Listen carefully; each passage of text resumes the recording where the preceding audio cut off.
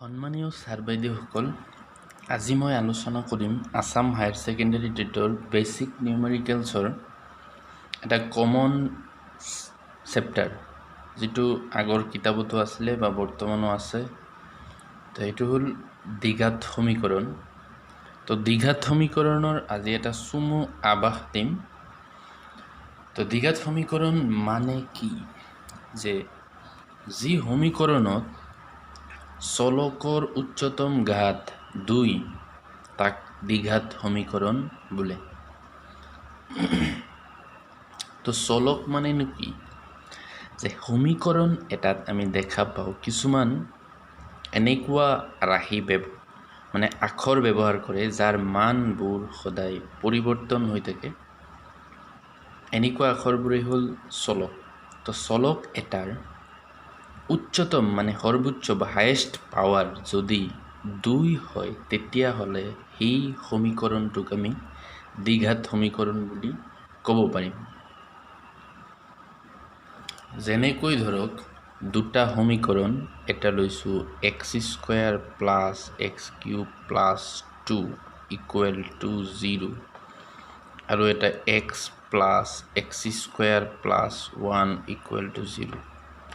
তো প্ৰথমটোত xৰ পাৱাৰ ফাৰ্ষ্টৰটোত 2, পিছত 3, পিছত একো নাই, মানে কি ইয়াত xৰ পাৱাৰ 0। তো হায়েষ্ট পাৱাৰ কিমান? 3। গতিকে ইয়াৰ সৰ্বোচ্চ ঘাত হ'ল 3, সেইকাৰণে ই দ্বিঘাত সমীকৰণ নহয়। কিন্তু পিছৰটোত xৰ সৰ্বোচ্চ ঘাত ইয়াত 1, ইয়াত 2, ইয়াত 1। তো সৰ্বোচ্চ ঘাত কিমান হ'ব? ইয়াত 2, সেইকাৰণে ই এটা দ্বিঘাত সমীকৰণ।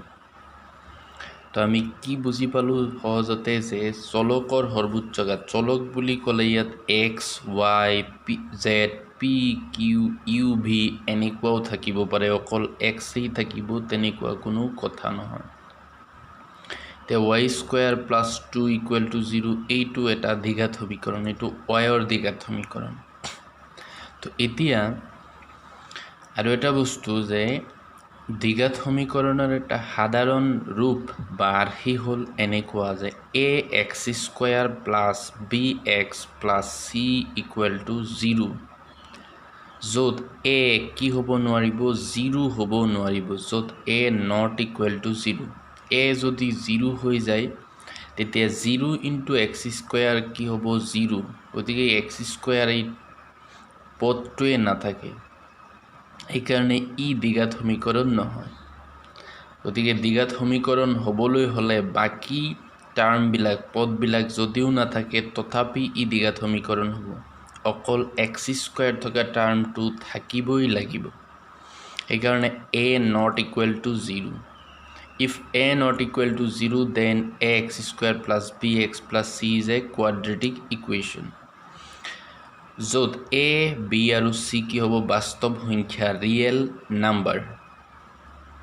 এইকেইটাক বাস্তৱ সংখ্যা হ'ব লাগিব, a, b, c। এইকেইটাক একো চলক বুলি নকয়, ইয়াত এইকেইটা ধ্ৰুৱক হিচাপেহে ব্যৱহাৰ হৈছে, a, b, c, কিন্তু চলক হ'ল x এইখিনি।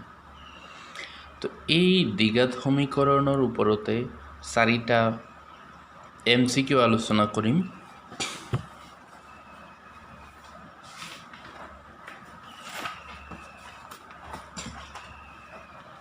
তো এতিয়া চাওক, 1 নম্বৰ প্ৰশ্নটো কি দিছোঁ, যে তলৰ কোনটো দ্বিঘাত সমীকৰণ নহয়? তো তলত 4টা সমীকৰণ দিয়া আছে, কোনটো দ্বিঘাত সমীকৰণ নহ'ব আমি বিচাৰি উলিয়াব লাগে।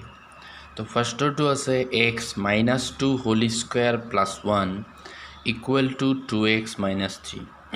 তো ইয়াত যিহেতু xৰ সমীকৰণ, তো আমি চাম ইয়াত x² থকা পদটো থাকে নে নাই। তো এইখিনিত যদি আমি এইখিনি কেলকুলেশ্যন কৰি ওলাব যাওঁ, তো বহুত সময়ৰ দৰকাৰ, আমি খুব কম সময়তে উলিয়াবলৈ চেষ্টা কৰিব লাগিব। ইয়াত হয় a - b² সূত্ৰত ভাঙিব পাৰিম, তাৰপিছত এইখিনি ইফালে আনি চিম্প্লিফাই কৰি উলিয়াব পাৰিম, কিন্তু ইমানখিনি সময় আমাৰ হাতত নাথাকে। তো এইকাৰণে চিম্পলি আমি এইটো কেনেদৰে উলিয়াব পাৰিম, কোনটো নহ'ব? তো এইখিনিত চাওক, x - 2² x যদি আমি a - b² ভাঙোঁ, তেতিয়াহ'লে ইয়াৰ পৰা এটা এক্স স্কোয়াৰ ওলাব এক্স স্কোয়াৰ থকা পদ ওলাব এত তো এটা এক্স স্কোয়াৰ থকা পদে থাকিব মানে a minus B whole square equals to কি আছিলে এ স্কোয়াৰ মানে ইয়াত এৰ ঠাইত এক্স আছে তো এক্স স্কোয়াৰ থকা পদ এটা আহিব ইয়াত আৰু এক্স স্কোয়াৰ থকা পদ বাকী এইখিনিত আৰু ক'তো নাই বা এক্স স্কোয়াৰতকৈ ডাঙৰ পদো নোলায় গতিকে ই এটা দ্বিঘাত সমীকৰণ হ'ব তো পিছৰটোত যাওঁ তো ইয়াতো এক্স ইনটু এক্স কি হ'ব এক্স স্কোয়াৰ পিছত এইখিনি ক্যালকুলেশন কৰিলে এক্স স্কোয়াৰ থকা পদ আৰু নাহে কিন্তু পিছৰখিনিত যাওক x into x x square এটো সমান চিনৰ হুফালে আছে তো সেই এক্স স্কোয়াৰ থকা পদটো হিফালে এটাই থাকিব আৰু নাই তো এই এক্স স্কোয়াৰটো যদি মই ইফালে লৈ আনো তো কি হৈ যাব মাইনাস এক্স স্কোয়াৰ তো মাইনাস এক্স স্কোয়াৰ হলে এক্স স্কোয়াৰ পৰা এক্স স্কোয়াৰ গুচি গলে কি থাকিব 0 বা এক্স স্কোয়াৰ থকা পদ নাথাকে এইখিনি এই কাৰণে এইটো নিশ্চয় দ্বিঘাত সমীকৰণ নহয় তো আমি বাকি কেইটাও লাগিলে চেক কৰি চাও ইয়াত চাওক x * 2x কি হ'ব 2x স্কয়াৰ 2x স্কয়াৰ আৰু খুফালে আছে x স্কয়াৰ থকা এটা পদে আছে আৰু বাওফালে এটা x স্কয়াৰ থকা পদ পাব এইটো x * 2x 2x স্কয়াৰ বাকিখিনি পূৰণ কৰিলে এতিয়া x * 3x 3x তো x স্কয়াৰ থকা পদ নাথাকে তো এই হুফালৰ পৰা x স্কয়াৰ থকা পদটো আনিলে এনেকুৱা হ'ব 2x স্কয়াৰ - x স্কয়াৰ তো কিমান থাকিব এটা x স্কয়াৰ থাকিব দুটা x স্কয়াৰৰ পৰা এটা গুচি গলে এটা থাকিব তো ইয়াত x স্কয়াৰ থকা পদ থাকিব মানে আৰু এইখিনি গতিকে এইটো দ্বিঘাত সমীকৰণ হ'ব ইয়াত যদি আমি সিম্পলিফাই কৰো তো x + 2 হোল কিউব তো হোল কিউবৰ সূত্ৰ আছিল এনেকুৱা a + b whole cube equals to আছিল এনেকুৱা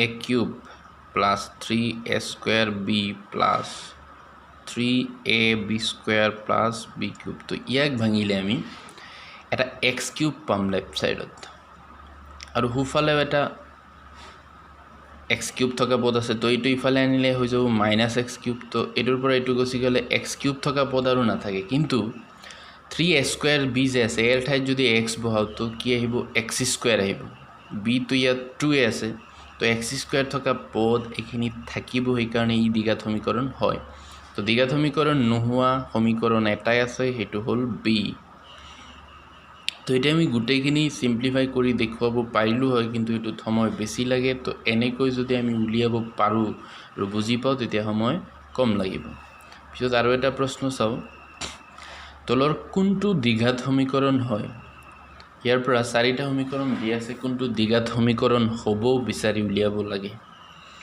তো আগৰটো নিচিনাই এখিনিত যদি আমি সিম্পলিফাই কৰো তো কি হ'ব ইয়াত হ'ব x³ আৰু ইফালে 2x * x স্কয়াৰ হ'ব 2x³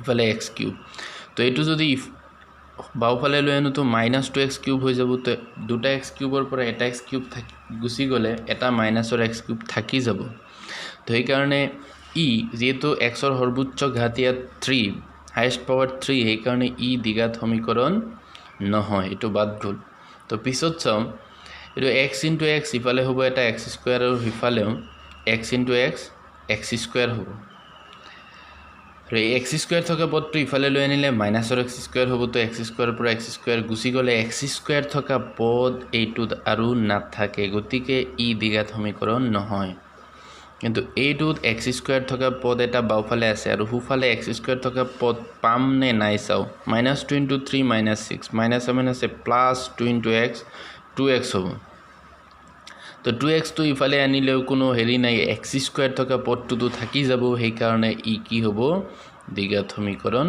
হ'ব তো এইটো চাওক হাইয়েস্ট পাৱাৰটো 3 আছে সিম্পলিফাই কৰিলে x ৰ পাৱাৰ 3 কৈ আৰু নহয় সেই কাৰণে ই দ্বিঘাত সমীকৰণ নহয় তো শুদ্ধ অপচনটো হ'ব সি অপচন সি x² - 2x = -2 * 3 - x তো পিছত চাও কি লিখিছো ax² + bx + c = 0 দ্বিঘাত সমীকৰণ হ'ব যদি b = 0 b ≠ 0 a ≠ 0 c = 0 তো মই আগতে কৈ দিছো কি হ'ব লাগিব a ≠ 0 হ'ব লাগিব a টো যদি 0 নহয় তেতিয়া হলে ই এটা দ্বিঘাত সমীকৰণ হ'ব তাৰ পিছত দ্বিঘাত সমীকৰণৰ মূল কেইটা থাকে মূল মানে হল মানে দ্বিঘাত সমীকৰণ এটা আছে ধৰক এইটোৱে আছে তো ইয়াত এক্সৰ এনেকুৱা কিমানটা মান থাকিব যাৰ বাবে লেফট হেণ্ড সাইডত সেই মানবিলাক বহালে ইকুৱেল টু 0 ওলাব তো এক্সৰ যেহেতু হাইয়েষ্ট পাৱাৰ 2 গতিকে এক্সৰ এনেকুৱা মান দুটাই থাকিব মানে এক্সৰ হাইয়েষ্ট পাৱাৰ যিমান থাকে সিমানটা এক্সৰ মান থাকিব যাৰ কাৰণে এইখিনিৰ মান কি হ'ব 0 হ'ব তো সেইকাৰণে ইয়াৰ মূল কেইটা থাকিব দুটা এক্সৰ হাইয়েষ্ট পাৱাৰ 2 গতিকে এক্সৰ মান দুটা থাকিব তো দ্বিঘাত সমীকৰণৰ বিষয়ে আগলৈ আৰু প্ৰশ্ন আমি আলোচনা কৰিবলৈ চেষ্টা কৰিম